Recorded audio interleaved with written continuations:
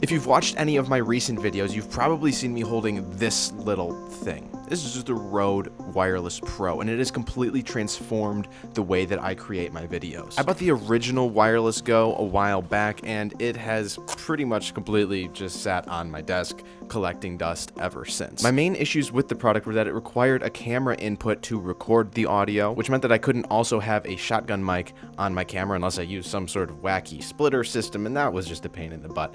But the audio from these also sounded kind of tinny. Well, it still does sound kind of tinny, and there's some horrible background buzzing noise. It's a feedback noise that I was always getting in these recordings, and I think it had to do with the shielding on this little cable here and being by the camera, and all in all, just, in my opinion, an awful product. That's why I was so skeptical when the Wireless Pro came out. I didn't know whether it would be even worth my time, let alone worth the money.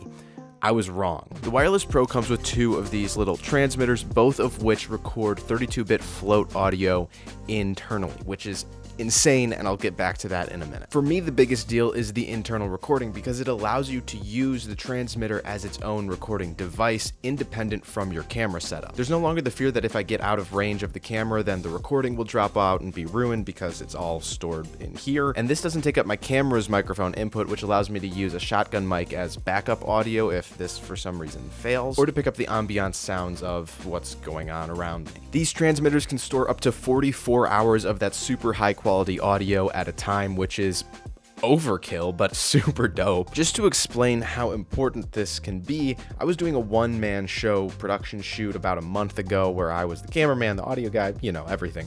And these things I had recording for over 2 hours at a single time, and they captured every single second flawlessly. It's just worth noting on the transmitters that recordings automatically roll over into a new clip every 30 minutes. So if you record for an hour and a half, you'll have 3 30-minute clips when you go to export it, and nothing's lost in between. It just rolls over seamlessly into that next clip. That's just what they do. I don't know why. I'm sure it has some sort of technical thing that I'm just not privy to, but I do know that it gave me sort of a mini heart attack when I knew that I had recorded for 2 hours straight, and I logged in and exported the footage, and I went and found 30-minute clips because I was expecting to see 2-hour clips, and I saw a 30-minute clip, and I almost died. The process of getting the audio off of the transmitters is super easy. You just plug them back into the charging case, plug the charging case into your computer via USB-C. Through Rode's app, you can download the files directly to your device and use them for editing in your editing software. With modern editing softwares like Premiere Pro and DaVinci Resolve, auto-syncing audio from an externally recorded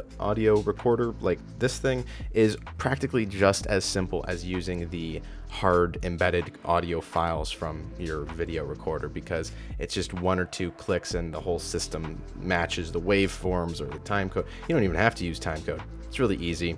Don't be daunted by using an external recorder at all. Back to that float audio. The Wireless Pro does record 32-bit float audio, which I'm not an audio professional, but in layman's terms, it basically means that this is completely unpeakable, meaning no matter how loud you get, the audio will still remain usable when you bring it back into your edit. As a solo shooter, like I mentioned before in that 2-hour-long shoot, this is completely priceless because it allows me to simply set the lavalier mic on the talent and then focus completely on getting good, beautiful shots with my camera and not even think about audio. And don't get me wrong, I'm not saying this completely replaces a professional sound recorder on a pro set, on medium to high budget set, but if you're doing some sort of super cheap or really easy run and gun type stuff, this is a great way to go and to keep your budget lower. Now, these 32-bit files don't actually mean that it's impossible to corrupt this audio or to peak this audio, because you can still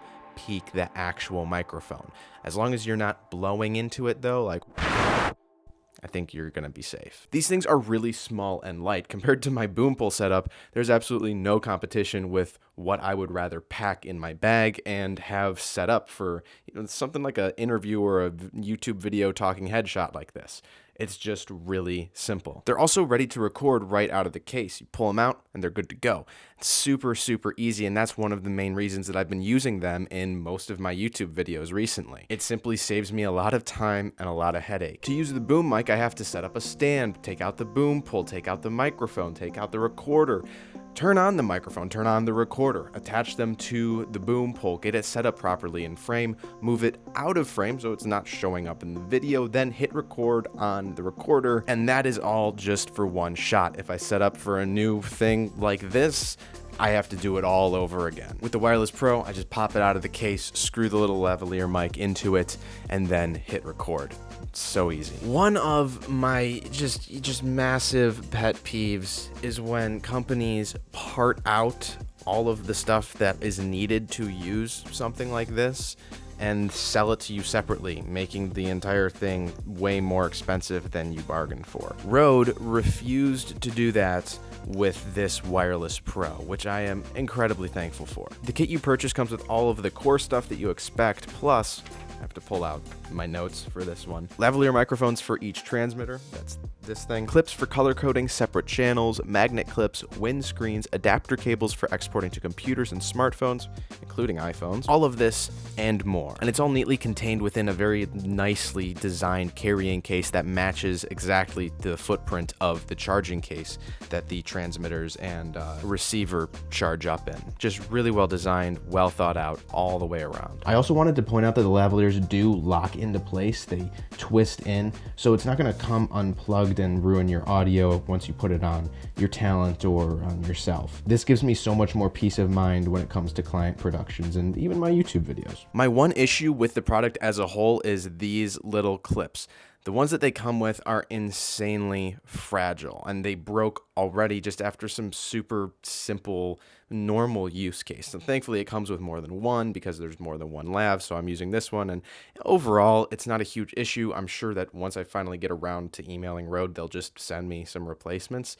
But it's strange that in something that's so perfectly well thought out in every other way, that these clips are the weak point. I mean, literally the weak point. It just feels like it's such an unnecessary blemish on an otherwise, dare I say, perfect product. The Rode Wireless Pro comes in at $399 USD, which is a considerable investment for most creators. I mean, it was for me. But the quality of this product, the applications it can be used for, and how much it has simplified both my YouTube and my professional production systems make it well worth the price, in my opinion. Now, if you're looking for some redundancy, or you think maybe a shotgun microphone is better for your use case, like if you're a vlogger, I reviewed a video mic that has replaced Rode's Video Mic Pro as my favorite shotgun microphone here in 2024. You should watch that video up over here if it's something you're interested in.